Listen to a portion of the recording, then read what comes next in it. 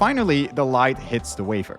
In order to print around 185 wafers per hour, the reticle whips back and forth at accelerations of over 20 Gs. That's over 5 times the acceleration of a Formula One car.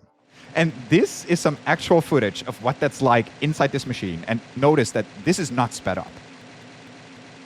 But the crazy thing to me about this machine isn't how fast the reticle moves, or even how small it can print. But it's just how insanely accurate it needs to be. The most any 2 layers can be off, which is called the overlay, is 1 nanometer. That's 5 freaking silicon atoms of precision. That's insane. So typically what we do as system engineers is that we make a budget. Yeah. So we say, hey, you get, let's say, a nanometer. And we divide then the nanometers to smaller fractions. Right. The nanometers total. It's not like your group gets a nanometer. You get you get a nanometer in total. Yes. So you have to fight for your part of the nanometer. It's kind of cool to realize that like every smartphone nowadays has a chip that is made with a machine that was actually put together here. So that's a cool thought. Take a look at this. It's pretty massive, huh? So big. So do you cover it up? Yes. At a customer fab it will be looking like a big white box. I like it better like this. Yeah, me too. It's funny, you need such a big machine, so much infrastructure to make the tiniest things we can make at scale. It's inversely proportional. Yeah, smaller you want to go, the larger everything around it becomes. After the machines are assembled, tested, and approved, they are disassembled to ship all around the world. 5,000 companies supply 100,000 parts, 3,000 cables, 40,000 bolts, and 2 kilometers of hosing. ASML ships their high-NA machine in 250 containers, spread out over 25 trucks and 7 Boeing 747s. Despite all the doubt and setback, EUV finally made it to manufacturing level 3 decades after Kinoshida's first images. But even when almost the entire world didn't believe it would work, there were some people at ASML who knew that it was going to work all the way back in 2010.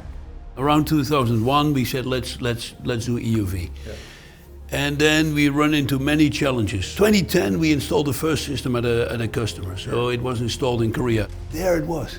This thing I had been pursuing for 13 years was now standing at a customer producing wafers. This for me was a moment I realized, yes, we made the right bet.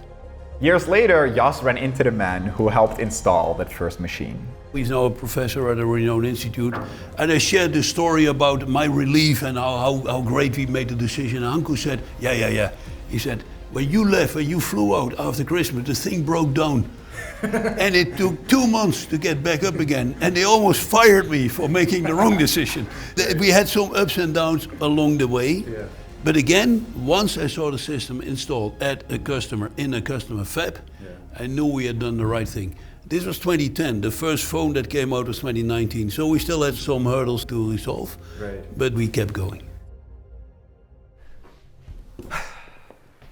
Now, I have spent several months working on this video and thinking about it, and it still feels absolutely impossible. And the more I think about it, the more I think, those people 40 years ago that said it was impossible, they had a point. It's completely unreasonable to think that you could make this artificial sun in a lab, that you could make these mirrors that are this smooth, and that you could get the required overlay accuracy. The reasonable thing is to think that none of that is possible and to point out all the problems with each of them. Which reminds me of this quote: "The reasonable man adapts himself to the world. The unreasonable one persists in trying to adapt the world to himself. Therefore, all progress depends on the unreasonable man." Imagine if Andy and Kinoshita and all the others had been reasonable. We would have none of this. In fact, imagine what the world would be like if everyone on it was reasonable. It would probably be extremely boring. Probably most of the technology, most of the things you enjoy on a daily basis wouldn't be here. In fact, you probably wouldn't be watching this video because just about all the technology we have nowadays would seem completely unreasonable even just 200 years ago. And so I really think that to a large extent we owe our lives to those unreasonable people.